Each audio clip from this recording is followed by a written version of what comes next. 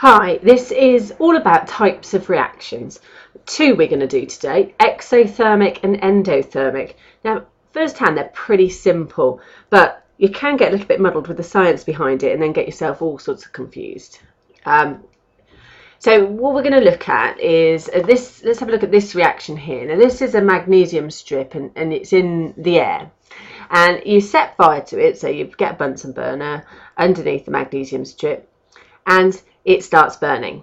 So even when you take away the Bunsen burner, there's enough energy there to make it burn. Now that's happened because the energy that you put into the first place, the heat energy, was enough energy to break the bonds in the oxygen, so it was able to react with the magnesium. Once the magnesium and oxygen are joined together, those bonds that are formed gave out energy, and they gave out more energy than you actually put in. So it is exothermic. The heat exits the reaction.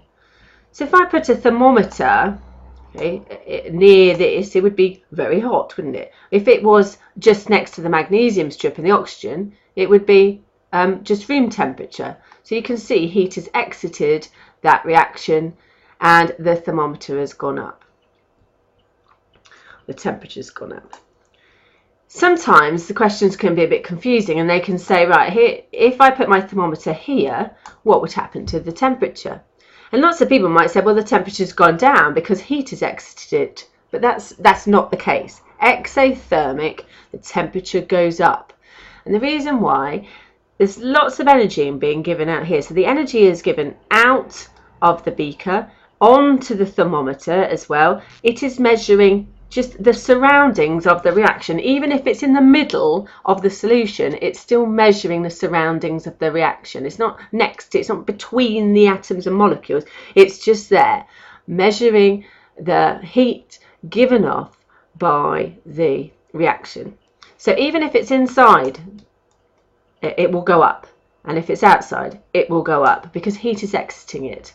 Some people might think that if heat is exiting that and leaving it, then therefore this is getting colder. But imagine it's all exiting inside it. It's exiting all the atoms. So all of that's getting warm and all the atoms give out heat.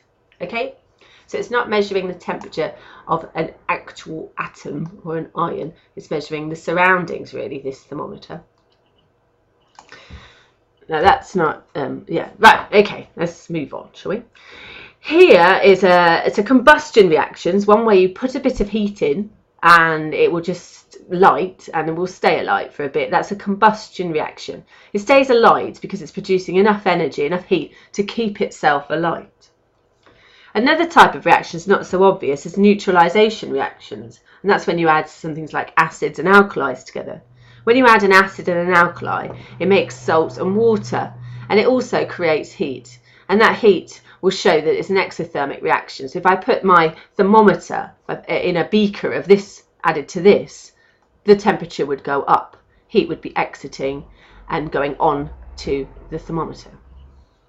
If I look at the other one now, endothermic, that's the opposite. Heat is entering it. Look here. The heat is entering into the atoms, and the atom is locking it in. Not quite. This is not strictly true, but this is how you remember it. So here, if I was given this reaction, or given this on a paper, and it said, look, the starting temperature is 25, and it went to 24.8, that's endothermic. Just remember, the thermometer is measuring the surroundings. So if the heat is being sucked into the atoms, or the ions, or the molecules, then the temperature outside it is going to go down. If I stick this in here, the temperature is going to go down. Still, nothing's changed. I've just put it in a different area, but it's still on the surroundings of the reaction. The reaction is going to take heat out of the thermometer, even into its atoms and ions. It's going to suck the heat out of anything. So the temperature around the thermometer will go down. Here it's used with this. This is a instant cold compress. You react the chemicals together and it goes cold because it's sucking in the heat from everything, trapping it inside. Therefore, the outside temperature is going to get cold. And this one here, this is calcium carbonate.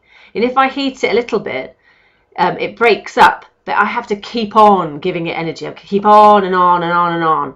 Whereas with exothermic, you just have to give one burst. This you've got to keep on and on and on. So these are endothermic and exothermic.